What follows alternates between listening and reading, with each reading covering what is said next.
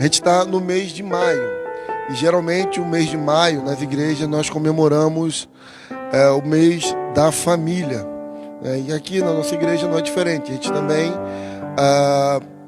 celebra esse mês como o mês da família. E pensando nessa temática de falar algo a respeito de família, eu cheguei à conclusão que não é tão fácil assim, porque primeiro a gente tem que tomar muito cuidado, porque a gente passa por uma grande tentação de nós falarmos da nossa própria família. E aí que mora o perigo, porque não é uma família perfeita. A minha família também não é perfeita. A minha família tem dificuldades também, e a gente erra. E a gente se deixando levar, né? Se deixar ser seduzido por falar de nós mesmos, a gente cai no erro até mesmo de pôr em descrédito, às vezes, Deus. Porque alguém perto de nossos defeitos, sabe que nós somos pecadores, conhece as famílias. Então, seguindo a regra da homilética, né, vamos dizer assim, a gente procura falar somente da Bíblia. Porém, alguém deve pensar assim: poxa, vamos falar, sobre a Bíblia. Mas quando a gente chega na Bíblia, a gente encontra personagens que também tiveram dificuldade. Personagens que tiveram dificuldades no relacionamento com a sua família. A gente vê com Davi. O Davi, para ser muito sincero, foi um péssimo pai. A gente vê Isaac também não deixou a desejar como pai. Ele tinha preferência de filho, enquanto a sua esposa Raquel tinha preferência pelo outro filho. A gente vê o conflito grande que isso se tornou, e tantos outros homens das Sagradas Escrituras, a gente vê que tinham problemas nas suas famílias. Então, será que a Bíblia não tem uma resposta então para esse dilema familiar? Claro que sim. O problema é que muitas vezes a gente começa a olhar para o lado errado. E o que eu acho muito interessante da Bíblia, eu já falei isso algumas vezes, é que a Bíblia não está preocupada em esconder pecado, defeito de ninguém. E ela revela mesmo as dificuldades que as famílias tiveram, as dificuldades que Abraão e Sara tiveram, os seus pecados, e tantos outros homens. Porém, para que a gente possa entender sobre o relacionamento familiar, a gente tem que voltar ao início, ao princípio. Nós temos que voltar ali ao começo de Gênesis. Porque quando a gente chega ali em Gênesis 1, a gente vê que Deus, tudo que Ele fez, Ele era bom. E tudo que era bom que Ele fez, Ele criou o homem e a mulher. Eles eram perfeitos, e Deus olhou para a sua criação, onde o homem e a mulher estavam como um casal também, como indivíduos, mas também como um casal, como uma família. E Deus falou, se agradou. Passa ali 3, a gente vê que ali começam as dificuldades. Quando o homem, se deixa levar pela sedução da serpente e deseja ser igual a Deus. E começa todos os problemas. Muito bem. O homem, ele deseja ser como Deus. Ele acha que pode. Ele se rebela contra Deus. E essa rebelião contra Deus trouxe muitos aspectos negativos, porque ele trouxe caos na natureza. A natureza também pagou a conta por conta dessa rebelião do homem para com Deus. Trouxe caos no relacionamento entre o homem. Agora é um abismo, não tem como o homem chegar até Deus, porque o homem achou que podia caminhar pelas suas próprias pernas.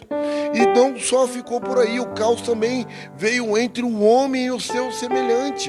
Também houve problema entre o relacionamento conjugal, um relacionamento também de amizade, trouxe um problema, um caos relacional.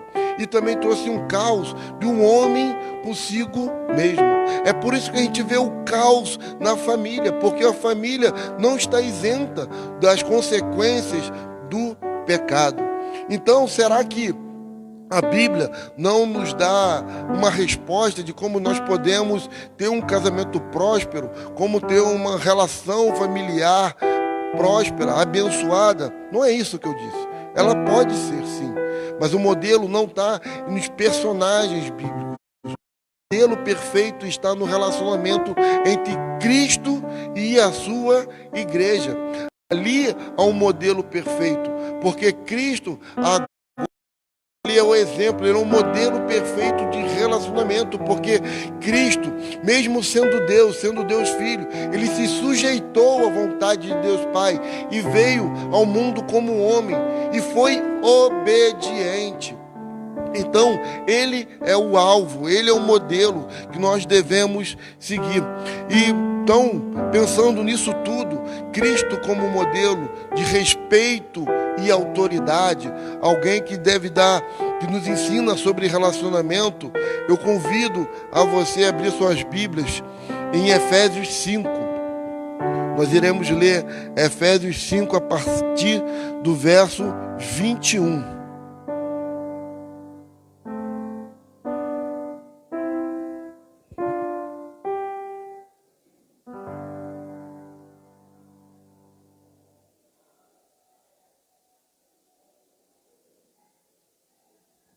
Efésios 5, a partir do verso 21, na minha versão NVI, a Nova Versão Internacional, diz assim: sujeitem-se uns aos outros por temor a Cristo. Mulheres, sujeite-se cada uma a seu marido, como ao Senhor, pois o marido é o cabeça da mulher, como também Cristo é o cabeça da igreja, que é o seu corpo, do qual ele é o Salvador. Assim como a igreja está sujeita a Cristo, também as mulheres em tudo sujeitais a seus maridos.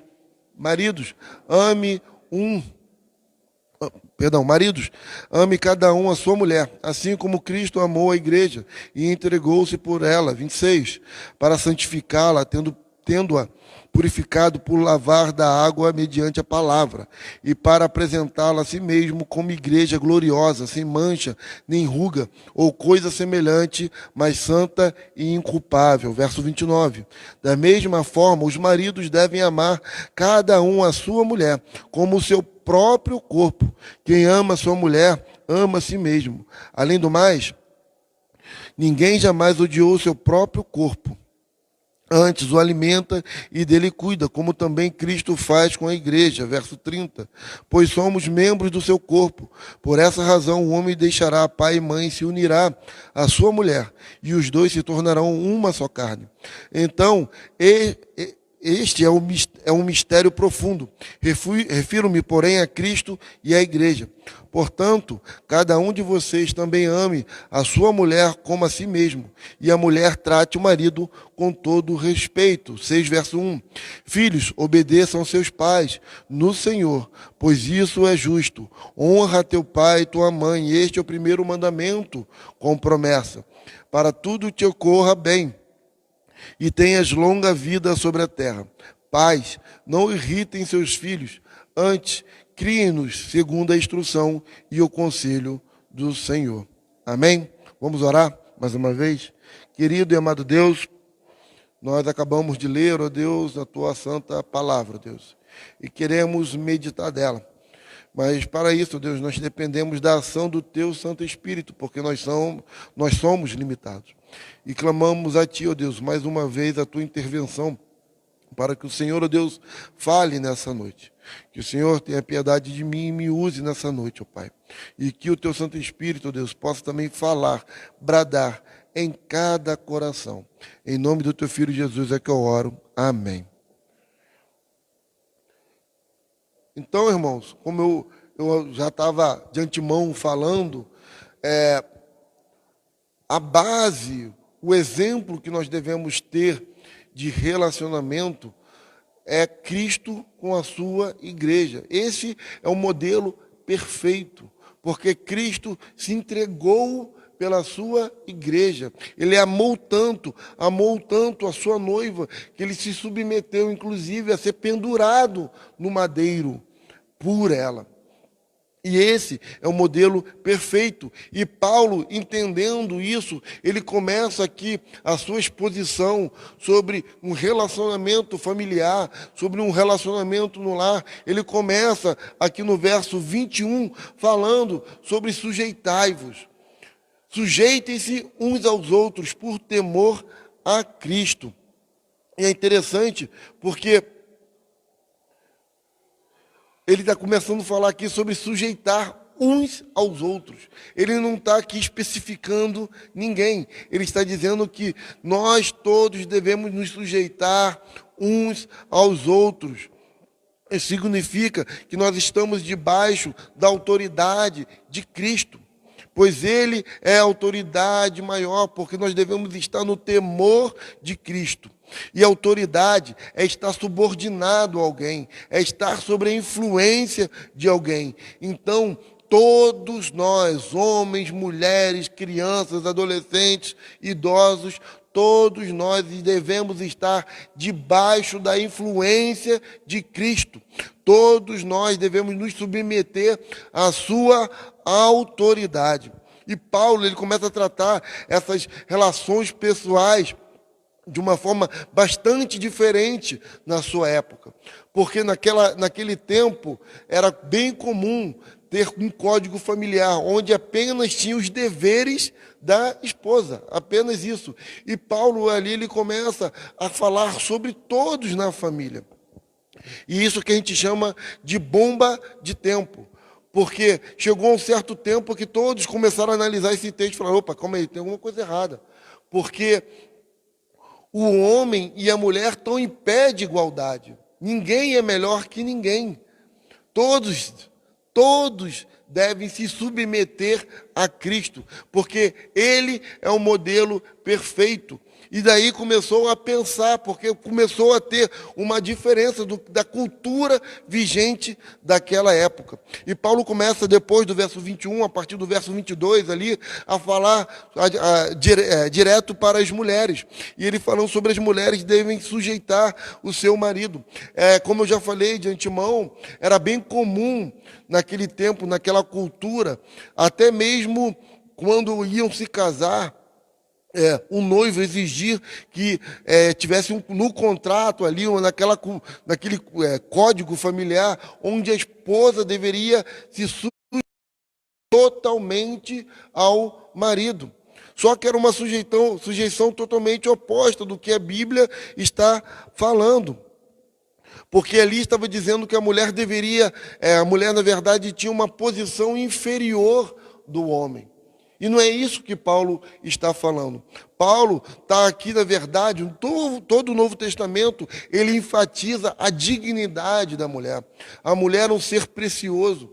A mulher é um ser criado por Deus, que é igual ao homem, apenas tem características, funções diferentes. E eles entenderam muito bem isso, e Paulo entendendo bem isso, ele começa deixando ali as suas recomendações. Mulheres, sujeitem-se cada um a seu marido como ao Senhor. Essa que é a diferença, como ao Senhor, porque Cristo se sujeitou à vontade do Pai. Então as mulheres devem se sujeitar aos seus maridos, porém com dignidade. Isso não quer dizer que a mulher não pode ocupar qualquer posição na sociedade. Pelo contrário, a mulher pode ocupar qualquer posição que ela assim o desejar na sociedade. Mas, porém, se ela aceitou perante Deus a responsabilidade do casamento e de uma família, então o seu dever maior é para com a família. A sua preocupação maior deve ser a família. Então, a mulher, ela tem que estar ali pronta para a sua família, a casa. A mulher deve respeitar o seu marido. É isso que Paulo está falando aqui. É isso que Deus quer da mulher também, que a mulher respeite o seu marido. Contudo, quando o texto diz sujeito em tudo a seu marido, aqui que é o X da questão, não significa uma sujeição cega, mas ser submissa àquele cujo dever para com ela é expresso em nada menos do que a mais alta exigência de um amor sacrificial. É o que eu costumo aos maridos do que às esposas. A mulher deve sim respeitar o marido, mas como o marido também deve respeitar a sua esposa. Isso não significa que o marido não deva respeitar a sua esposa. Porém, o que Paulo está dizendo aqui é que agora os maridos ele também têm a sua responsabilidade no seu relacionamento, coisa que naquela época não se falava. São Paulo, a partir do verso 25, agora ele começa a dizer aos maridos: maridos, ame cada um a sua mulher, assim como Cristo amou a igreja e entregou-se por ela. Olha como que o peso é muito maior sobre nós, homens, porque nós temos o dever, a obrigação, a zelar com todo o nosso esforço, se for preciso, com a nossa vida, para com as mulheres. Então, nós temos responsabilidade, como homens, sobre o cuidado com as mulheres, respeitá-la também, dar dignidade através do nosso amor, não só amor com palavras, mas amor também com atitudes. João Crisóstomo, um teólogo da Idade Média, ele falou algo bastante interessante. Olha o que ele disse. Diz algo, já viste a medida da obediência? Pois houve também a medida do amor. Desejas que tua esposa te obedeça como a igreja a Cristo? Então cuide bem dela, como Cristo o faz com a igreja. Então a mulher tem que respeitar o seu marido, mas antes o marido, ele deve cuidar, zelar da sua esposa, como Cristo fez com a igreja, entregando a sua. Olha a responsabilidade que o homem tem para com a sua que o homem tem no relacionamento. O que Paulo está dizendo aqui é que o marido deve expressar um amor que não guarda qualquer resquício de egoísmo. Então, é um amor que não pensa em si próprio, mas pensa primeiro na esposa. Que não procura satisfação própria nem afeição como resposta à afeição. Então, ele não está dando ali o amor porque ele quer algo em troca, mas porque é o seu dever como marido amar a esposa de todo o seu coração. Este padrão tem por padrão e modelo o amor de Cristo para com a sua igreja. Este amor é empregado em todo relacionamento cristão. Contudo, frisamos que o marido, antes de exigir submissão à sua esposa, eles, no caso nós, devemos primeiramente amar as nossas esposas com sacrifício e devoção. Então a responsabilidade maior no relacionamento conjugal é do marido. Muitas vezes ele age de forma egoísta. Muitas vezes esse texto que nós estamos aqui lendo nesses breves minutos é muito mal interpretado. Apenas o homem tem direito e tem que ficar cobrando as esposas, que as esposas têm que fazer isso, aquilo, outro. Mas não é bem isso que o texto diz, que deve respeitar. Ela deve se sujeitar ao seu marido, mas porque antes disso tudo, ele a ama, ele a honra. Então a responsabilidade maior é nossa, e zelar pela nossa esposa, como Cristo fez pela sua noiva, a igreja. Então nós devemos zelar pelo esse relacionamento. A responsabilidade é sobre nós, homens. E a gente vê que essas duas palavras, respeito e autoridade, é algo que está totalmente deturpado no meio que a gente vive, onde ninguém respeita mais ninguém, onde por qualquer coisa é jogada no chão. Mas a Bíblia nos chama ao contrário, aí contra essa cultura, onde nós devemos respeitar uns aos outros, nós devemos zelar um pelos outros, e nós devemos também obedecer, ser obedientes. E nós devemos nos sujeitar e entender que há, sim, uma responsabilidade, há uma autoridade. Eu devo respeitar, mas também eu devo amar. Não é uma sujeição, como eu disse, mas, mas o homem zelar pela esposa. E ele vai respeitá-lo, porque ele o ama, ele zela, cuida da sua esposa. Então é sacrifício mesmo, é devoção. É a família nesse relacionamento se doar por completo. Não só a mulher se doar, mas o homem também se doar. O homem também zelar pela sua casa, pela sua família. A sua família. Respeitar os filhos. E a partir aqui do capítulo 6, dirigir aos filhos. E ele diz aqui que os filhos devem obedecer a seus pais. Mas não deve ser uma obediência, mas não deve haver abuso. Não é porque eu sou pai que eu devo abusar da autoridade que eu tenho. Não é isso que o texto está dizendo. De igual forma, eu devo também amar e zelar pelos meus filhos. Os pais, eles também devem amar os seus filhos. Eles devem zelar. Mas o texto está falando também que nós, filhos, devemos honrar nosso pai e nossa mãe. E ele continua: este é o primeiro mandamento com promessa.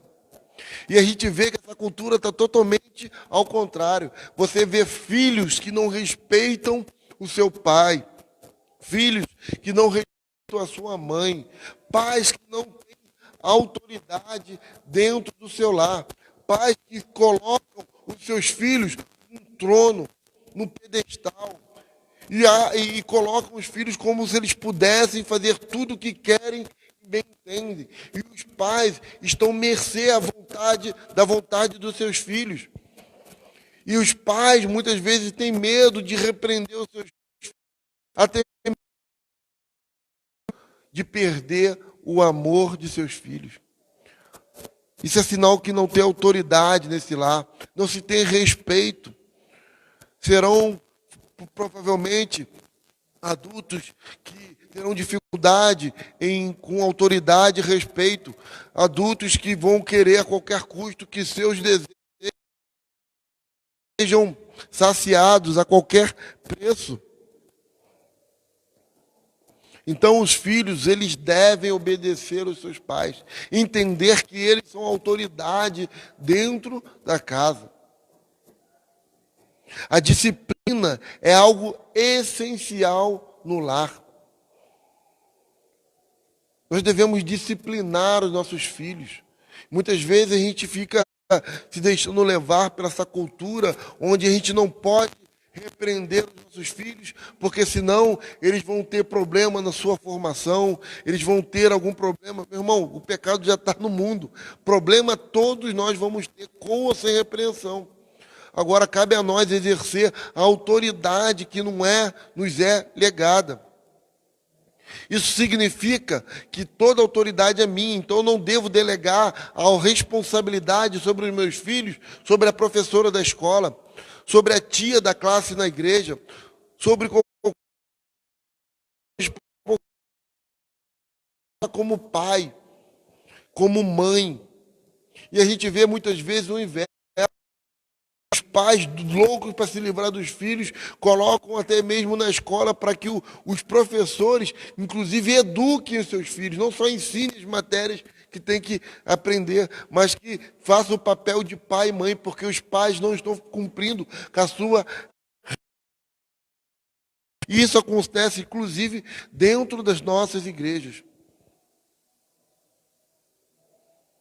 E com isso, a gente vê crianças que acham que podem fazer tudo, inclusive agredir professores, agredir adultos.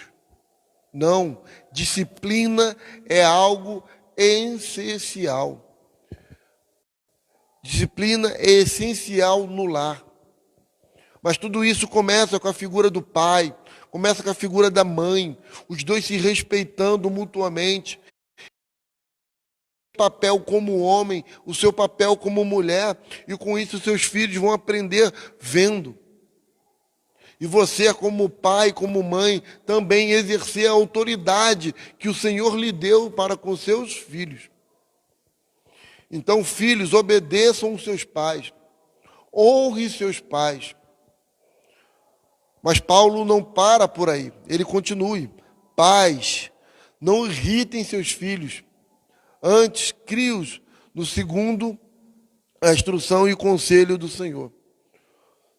Isso quer dizer que o pai, ele tem autoridade, mas ele não, os pais, no caso, têm autoridade sobre os filhos. Mas isso não significa que eles têm que ser um autoritário. Não é isso que o texto está falando, onde o filho não pode nem falar dentro de casa, os filhos não podem conversar, não têm direito à opinião, onde o filho nem sequer é respeitado. Não, os pais devem tomar cuidado para não provocar a ira nos seus filhos. Aí vem a pergunta: como nossos filhos? Será que nós estamos provocando a ira deles porque a gente excede os limites? Ou porque eu sou um banana demais? Eu tenho que procurar o ponto certo. Eu tenho que criar os meus filhos da melhor maneira possível. E eu devo criar os meus filhos no caminho do Senhor. É responsabilidade do pai e da mãe apresentar o Senhor a seus filhos. A responsabilidade da tia da EBD, da tia do cultinho, a responsabilidade começa dentro do nosso lar. São os pais que devem apresentar Cristo a seus filhos. É responsabilidade do pai e da mãe.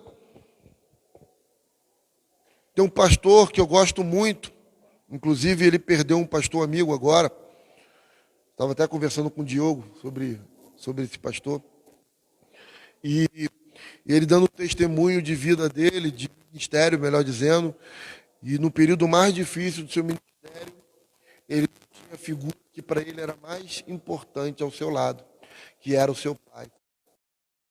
Ele dava o testemunho, ele falou algo que me impactou demais, porque ele disse o seguinte: quando eu olhava ao meu pai, eu via a Cristo. Será que quando os nossos filhos nos olham, o que eles veem? Eles podem dizer assim: não, meus pais se esforçam para serem imitadores de Cristo? Que mais tarde, quando estiverem adultos, eles vão poder dizer: não, meus pais me ensinaram o caminho, eu é que não quis seguir. Ou se eu estou na igreja, ou se eu sou um líder, se eu sou alguma coisa, foi porque meus pais me ensinaram. É interessante como os pais muitas vezes tratam os seus filhos.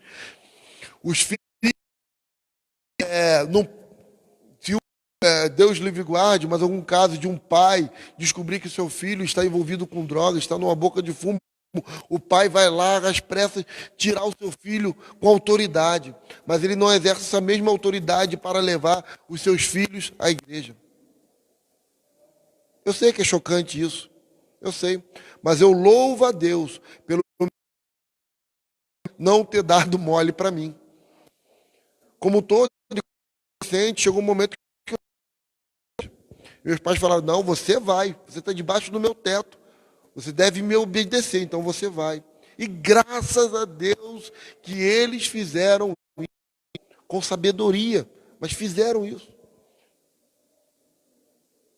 E hoje eu, meu irmão e minha irmã, estamos no caminho do Senhor. Primeiro, porque Deus é misericordioso e agiu de misericórdia para conosco, mas porque nós temos pais que nos ensinam não só, mas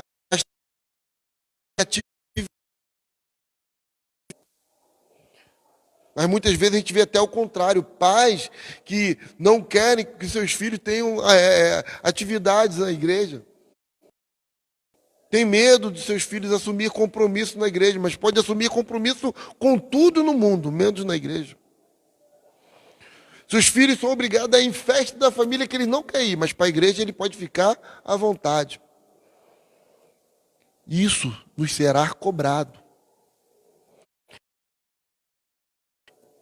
Quantos pais vêm para a igreja e deixam seus filhos na rua brincando, mas não exercem autoridade para trazer eles, para adorar, para conhecer o que é a igreja, e se enturmar na igreja. É interessante que a gente começa a ouvir um monte de desculpa, mas sempre é culpa dos outros, nunca é nossa. Nunca é nossa. Pais, exerçam a autoridade, mas não provoque a ira nos seus filhos. Mas você tem autoridade sobre eles. E essa autoridade não foi dada pelo governador, pelo prefeito, pelo agente social, não. Foi por Deus. Deus que lhe deu essa responsabilidade, é nossa como pai. Então, o que nós vimos até aqui são que os maridos, as esposas e os filhos, eles precisam submeter-se e amar-se mutuamente. É uma relação de amor e sujeição mútua. Cada um respeitando os seus limites, os seus espaços,